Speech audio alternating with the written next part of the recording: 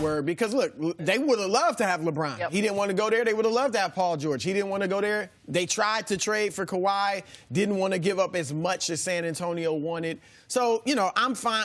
I don't think regret's the wrong word. They would have been tremendous had they gotten one of those guys.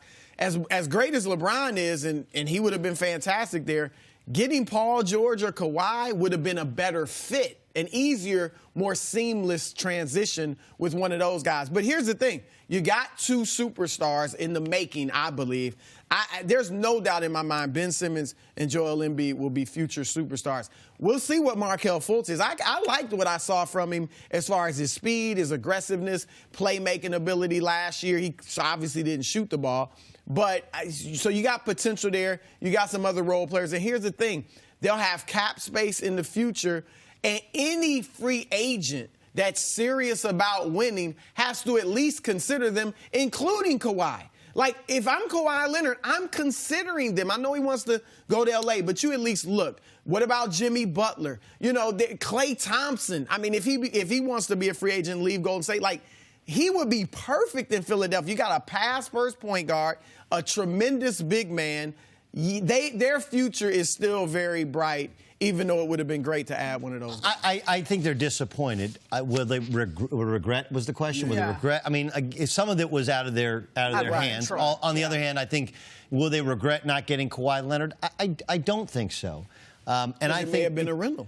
Well, not just he may have been a rental, but building organically and growing from within is usually the way in the NBA. I know the super team thing has become the new way, but you got to feel the pain before you taste the champagne, right? Golden State did that. Right. Before they got Durant. You lose early in the playoffs and you take another step. You lose in the playoffs and you take that's what's happened. The Boston Celtics last 2 years, Eastern Conference Finals. This year they get to a Game 7, they lose. That's what happened to Jordan. Remember, he couldn't get past the Pistons for a couple years. It happened to so many teams, and I think that's good for this team. We said all year that Ben Simmons shooting was going to be an issue, that somebody would figure it out, and sure enough, they got to the playoffs.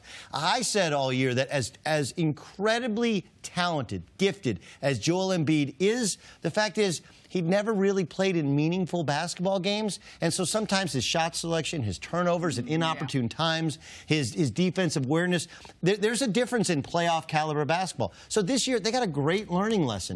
And could they have skipped some steps and added a LeBron James or added a Kawhi Leonard? Sure, but a Kawhi Leonard would have been possibly a short term, and you would have had to rid yourself of some other key important ingredients. A LeBron James would have forced them to play LeBron James' way, not play the way they have kind of started playing these past couple years. It might actually end up being the best thing that ever happened to them, even if they're disappointed. I don't think they'll look back with regret in not overpaying for Kawhi Leonard. Joel went further to say, he said, I want to be better than those guys, saying that he believes he could be MVP this season. And also saying, if I'm MVP, it wasn't just an individual thing. If I'm MVP, that means that our team is winning. Do you believe that Joel can be MVP this year? I love the attitude. I love putting it out there, too. I want to be better than her, not worrying about hurting anybody's feelings or appearing arrogant or anything.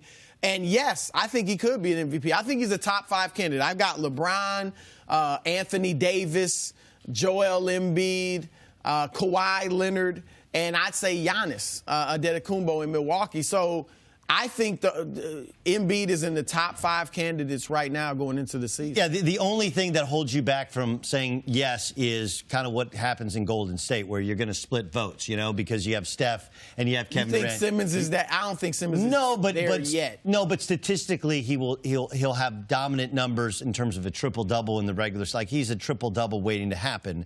And look, I think Joel Embiid is a legit MVP candidate. Last year was limited to 30 minutes a game, averaged 23 points a game. I'm not huge on stats, being parallels to just how dominant you are, but imagine how you prorate that if he can start playing in the 37, 38 minutes. Now, the challenge is going to be his body.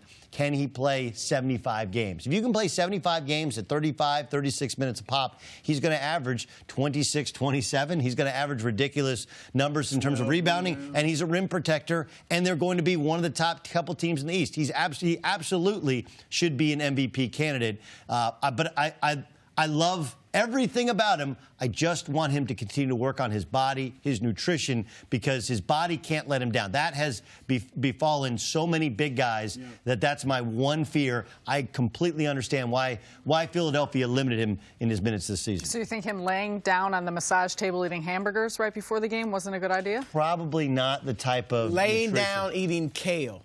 Kale, Joel. Kale.